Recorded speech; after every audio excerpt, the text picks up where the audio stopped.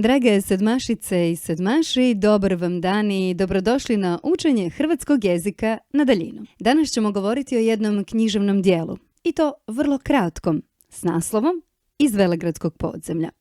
Dakle, interpretirat ćemo ovo književno djelo, a to znači da ćemo pratiti slijed događaja, odnosno kompoziciju, odredit ćemo vrstu djela te osnovna obilježja. Krenimo redom. Za početak recimo ponajprije nešto o samome autoru. Vjenceslav Novak rođen je u Senju 1859. a umro u Zagrebu 1905. godine.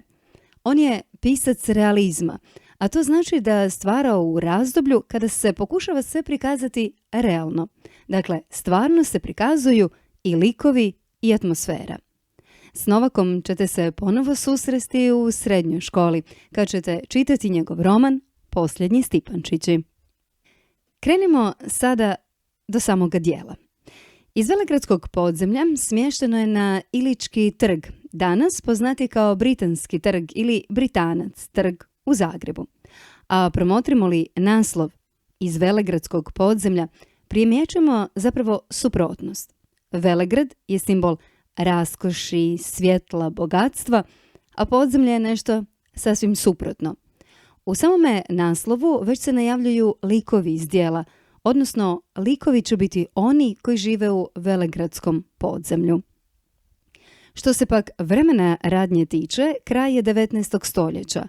Ako niste po drugome prepoznali, onda vam uvijek valuta kojom se koristi može biti pomoć u određivanju vremena radnje. Dakle, vrijeme je kraj 19. stoljeća kada brojni hrvatski seljaci dolaze u Zagreb, u Velegrad, nadajući se da će tamo živjeti bogato i znatno sretnije nego na selu. Što se same vrste ovog dijela tiče, to je socijalna pripovjetka. Pripovjetka je zato što je to kraće prozno djelo, a socijalna zato što govori o socijalnim problemima.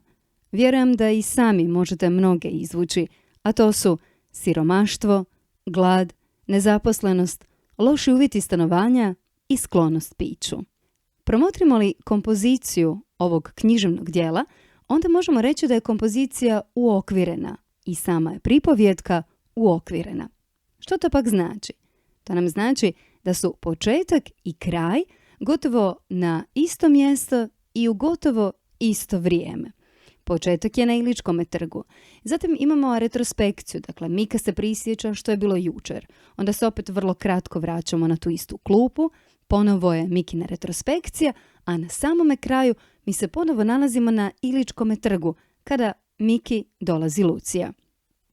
Ono što je također vrlo zanimljivo u ovom književnom dijelu, a to je da zapravo mi sve saznajemo iz Mikina razmišljanja i Mikina prisjećanja. Ovu interpretaciju završit ćemo s 2 citata. Prvi kaže: U piću nema mjere ni načina kad premaši samo 1 čaša, a to znači kad premašimo samo s 1 kapljicom alkohola, nema mjere u našem dobrom ponašanju.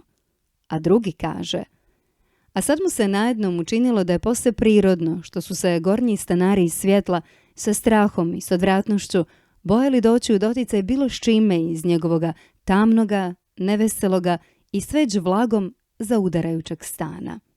Ovdje se osobito dobro vidi ova suprotnost između jednih i drugih, između gornjeg dijela Velegrada i Velegradskog podzemlja.